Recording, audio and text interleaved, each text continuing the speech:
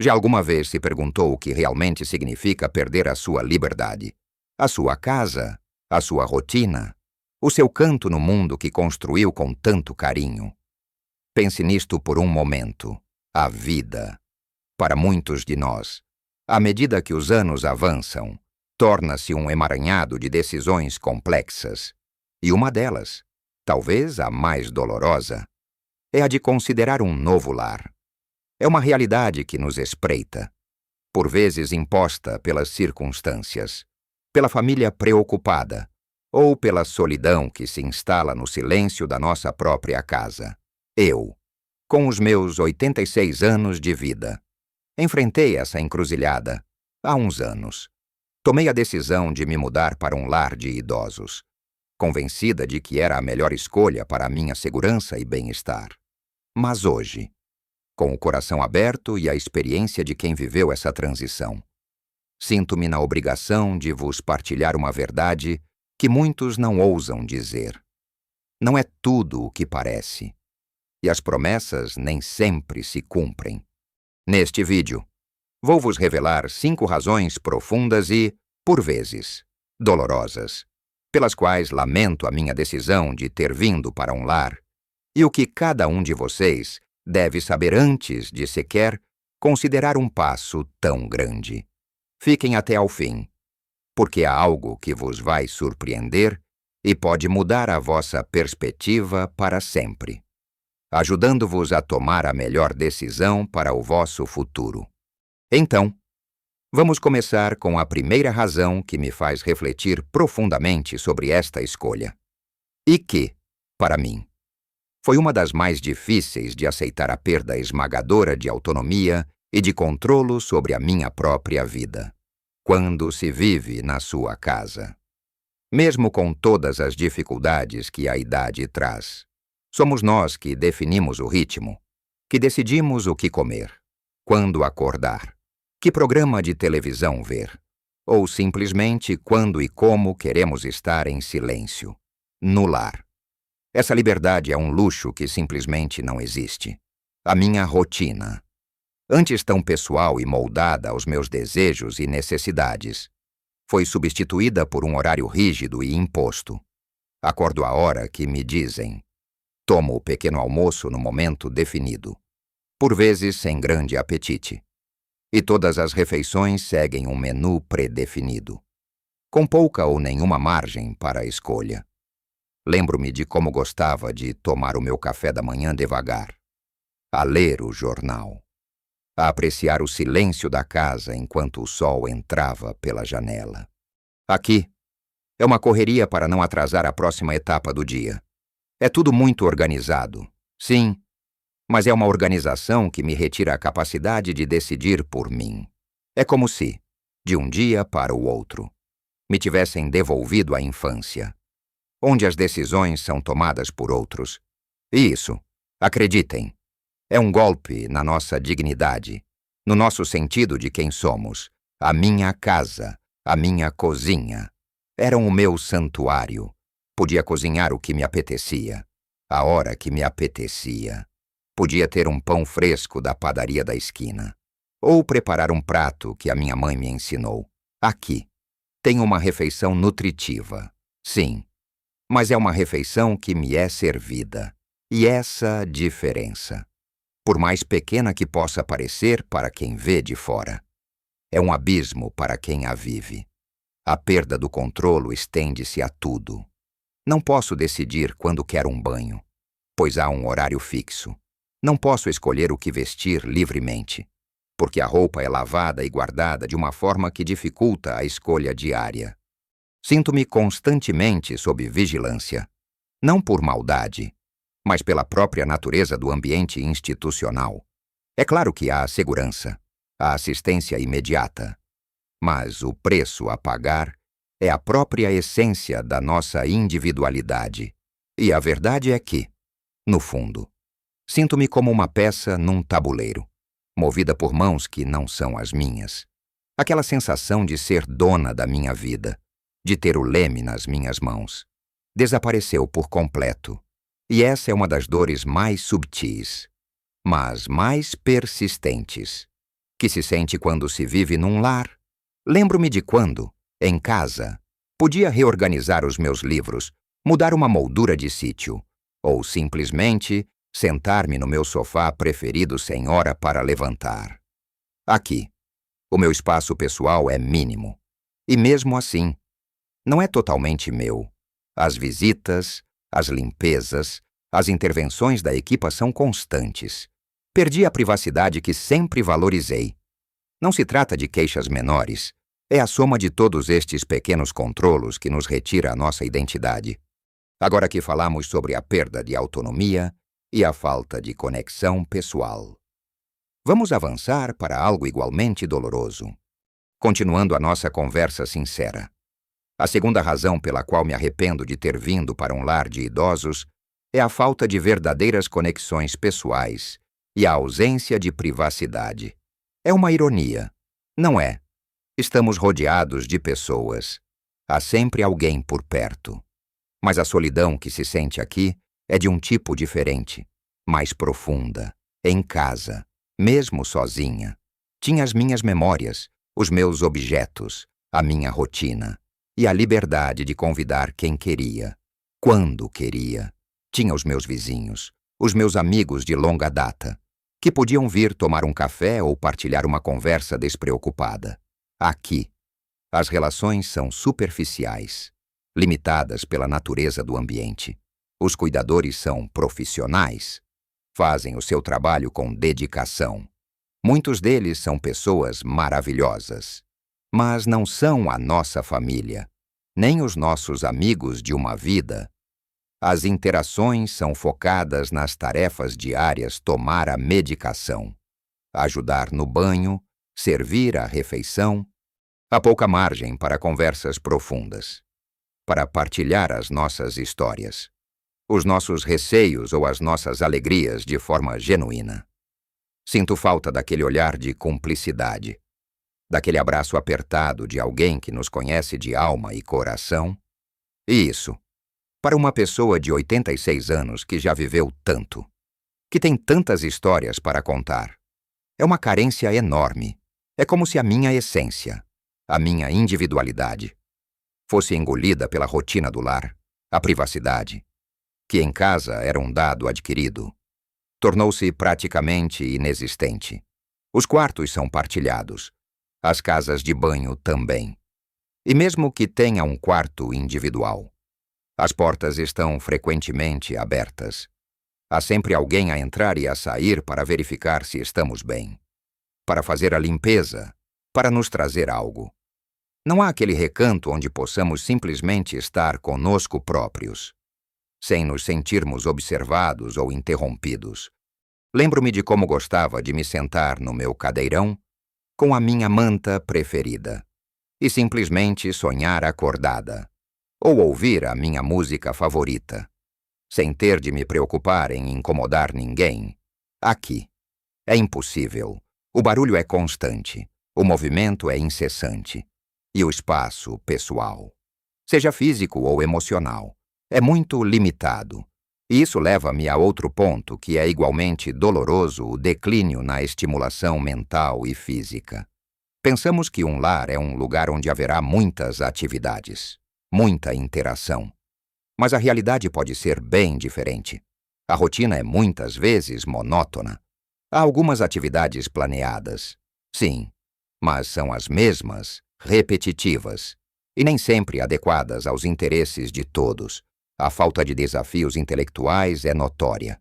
A minha mente, que sempre foi ativa, que gostava de resolver palavras cruzadas, de ler livros, de acompanhar os acontecimentos do mundo, sente-se agora menos exigida. Não há problemas para resolver. Não há decisões complexas para tomar. Tudo é simplificado. E isso, embora possa parecer um alívio para alguns, para mim, é um caminho para a apatia. É como se o meu cérebro estivesse a adormecer lentamente. A mesma coisa acontece com a atividade física, em casa. Eu tinha os meus afazeres, ia à mercearia, ao mercado, cuidava das minhas plantas, fazia pequenas caminhadas no jardim. Aqui, A oportunidade de me mover é muito mais limitada. Há exercícios de grupo, mas não são a mesma coisa que a liberdade de explorar, de passear, de estar ao ar livre como eu gostava. Sinto que o meu corpo está a perder a sua força mais rapidamente porque não é desafiado como antes. A falta de estímulo, tanto mental quanto físico, não só me deixa mais apática, como também contribui para um declínio cognitivo e físico que eu sinto que poderia ter sido travado ou, pelo menos, abrandado. Se eu tivesse continuado a gerir a minha própria vida e a ser mais ativa de forma independente, no fundo, é uma sensação de estagnação, de que a vida, aquela vida vibrante que eu conhecia, está a passar ao lado. E eu estou presa numa rotina que não me desafia nem me nutre como pessoa. Sinto falta de conversar sobre temas variados, de aprender algo novo, de partilhar opiniões complexas, de me sentir verdadeiramente viva e contribuinte. É um ambiente que, por mais bem intencionado que seja, muitas vezes, sem querer, acaba por nos desligar do mundo e de nós próprios. Agora que falamos sobre a perda de autonomia, a falta de conexão e a diminuição de estímulos, vamos mergulhar noutra questão premente. E com estas realidades em mente, aproximamo-nos do ponto mais crucial desta conversa. A quarta razão que me faz lamentar a minha decisão é a enorme e avassaladora carga financeira que a estadia num lar representa. Muitas vezes sem a devida correspondência no valor e na qualidade dos serviços. Antes de vir para cá, tinha as minhas poupanças, que pensei que seriam suficientes para me dar tranquilidade e segurança nos meus últimos anos. Mas os custos de um lar são astronômicos. Acreditem, mês após mês, vejo as minhas poupanças a esvair-se a uma velocidade alarmante. E não se trata apenas do valor base. Há custos escondidos, extras por pequenos serviços, por medicação específica, por atividades que deveriam estar incluídas. Sinto que estou a esgotar o meu patrimônio, o que demorei uma vida a construir, e que, na verdade, deveria ser para o meu conforto, para a minha segurança e, eventualmente, para os meus netos. O meu dinheiro está a ser consumido por algo que, embora me dê assistência básica, não me traz a alegria, a liberdade ou o bem-estar que eu esperava. E essa preocupação financeira é uma fonte constante de estresse, uma angústia que me corrói. Questiono-me se vale a pena, se todo este sacrifício financeiro se traduz realmente numa vida melhor. E a resposta, na minha experiência, é muitas vezes não. Há uma sensação de desilusão, de que paguei um preço demasiado alto por algo que não corresponde às minhas expectativas, nem às minhas necessidades mais profundas. Sinto-me um fardo, não só para mim mesma, mas também para a minha família, que por vezes tem de complementar os pagamentos ou ajudar com as despesas. É uma responsabilidade pesada. E a culpa, mesmo que irracional, reinstala-se. Essa é uma dor silenciosa, mas muito presente. E, finalmente, a quinta razão. Talvez a mais triste e isoladora, o afastamento progressivo do mundo exterior. Quando se muda para um lar, é como se entrasse numa bolha, numa realidade paralela. A minha vida antes era rica em interações com a comunidade, ia à feira, à padaria. Falava com os vizinhos, encontrava os meus amigos nos cafés, participava em atividades da minha paróquia. Sentia-me parte de algo maior, ligada ao pulsar da cidade, às estações do ano, aos acontecimentos que marcavam o dia a dia. Aqui, essa conexão desvaneceu-se. As visitas da família são limitadas, por vezes pela distância, pela correria do dia a dia dos meus filhos e netos, ou simplesmente pela dificuldade de nos adaptarmos a um novo ambiente. Os meus velhos amigos, Aqueles com quem partilhei tantas memórias, raramente vêm. E as conversas telefônicas não substituem a presença física, o olhar, o toque. Sinto-me a perder os eventos importantes da vida lá fora, os casamentos, os nascimentos dos bisnetos, as festas de aniversário dos amigos. É como se a vida continuasse lá fora, vibrante e cheia de cor, e eu estivesse aqui, a observá-la de uma janela, cada vez mais distante, cada vez mais esquecida. Há uma tristeza profunda em sentir-me cortada daquele mundo que me era tão familiar e que tanto amava. A solidão que se sente não é apenas a ausência de companhia, mas a ausência de um propósito, de uma ligação genuína com o mundo à nossa volta. É um sentir-se guardado, arrumado, como se o nosso tempo de contribuir, de viver plenamente, tivesse chegado ao fim. E isso é uma sensação muito dura de aceitar, especialmente para quem sempre foi ativo e independente. É como se a vida que conhecíamos tivesse sido posta em pausa, e estivéssemos agora num interlúdio, à espera de algo que, francamente, não sabemos o que é. A saudade da minha rua, do meu jardim, da minha cadeira de baloiço, da voz da minha vizinha. Tudo isso, por mais pequenos que pareçam, são pedaços da minha vida que ficaram para trás e que, infelizmente, não voltam mais. É um luto constante pelo que se perdeu. Mesmo que se tenha ganhado alguma segurança, é uma troca que, para mim, não valeu a pena. Eu sei que estas palavras podem soar duras e até um pouco desanimadoras, mas a minha intenção ao partilhar convosco estas 5 razões não é de vos assustar ou de vos fazer sentir desesperança. Pelo contrário, a minha intenção é partilhar uma verdade que poucos têm a coragem de dizer em voz alta. Uma verdade que a experiência me ensinou, para que vocês, que estão a pensar no vosso futuro ou no futuro dos vossos entes queridos, possam estar plenamente informados e capacitados para tomar a melhor decisão para as vossas vidas. Lembrem-se que a perda de autonomia, a superficialidade das relações, a falta de estímulos, o peso financeiro e o afastamento do mundo exterior são realidades que eu vivi e que muitos outros enfrentam em ambientes de lar. Mas esta não é uma história sem esperança, longe disso. É um apelo à reflexão, a pensarem seriamente no que realmente valorizam nos vossos anos dourados.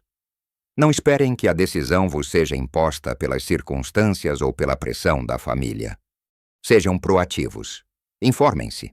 Explorem todas as alternativas possíveis antes de considerarem um lar de idosos como a única solução. Existem outras formas de viver os nossos anos com dignidade, com alegria e, acima de tudo, mantendo a nossa independência e os nossos laços com a comunidade e com a família, sejam através de adaptações em casa, de apoio domiciliário personalizado, de programas de dia para idosos, ou mesmo de comunidades de vida assistida que oferecem mais autonomia. Há opções que podem permitir-vos manter o vosso estilo de vida, as vossas rotinas, a vossa privacidade e as vossas conexões com o mundo. O importante é que a decisão seja vossa, informada e alinhada com os vossos desejos e necessidades mais profundos. Eu gostaria de ter tido esta perspectiva antes de ter tomado a minha decisão. Gostaria de ter explorado mais as possibilidades de envelhecer no meu próprio lar, com o apoio necessário para manter a minha independência o máximo de tempo possível. Por isso, a mensagem mais importante que vos quero deixar é esta: a vossa vida é preciosa, a vossa voz é importante, e a vossa capacidade de decidir sobre o vosso próprio futuro é um direito fundamental. Não deixem que ninguém vos retire isso. Lembrem-se, pequenos ajustes hoje na forma como encaram o envelhecimento e planeiam o futuro podem fazer uma enorme diferença na vossa saúde e felicidade amanhã. Comecem a conversar com a vossa família sobre as vossas preferências. Explorem os recursos disponíveis na vossa comunidade. Pensem em como podem adaptar a vossa casa para a tornar mais segura e funcional. O futuro é construído com as decisões que tomamos hoje. Não tenham medo de expressar os vossos desejos e de lutar pela vida que querem viver. Que acham disto tudo? Já pensaram nisto? Ou têm alguma experiência, boa ou má? Para partilhar sobre lares ou alternativas, adoraria ler os vossos comentários abaixo. A vossa partilha pode ser uma luz para outras pessoas que estão a passar pelo mesmo dilema. Se este vídeo vos ajudou de alguma forma, se vos fez pensar, por favor, deixem um gosto e subscrevam o canal. A vossa subscrição é muito importante, pois ajuda-me a continuar a partilhar estas perspectivas importantes e a criar uma comunidade onde possamos conversar abertamente sobre o envelhecimento. Não se esqueçam viver a nossa melhor vida, com propósito, com alegria e com a nossa independência. É possível em qualquer idade. A vossa liberdade e a vossa voz são tesouros inestimáveis. Cuidem-se, vivam a vossa vida ao máximo e comecem hoje mesmo a construir o futuro que realmente desejam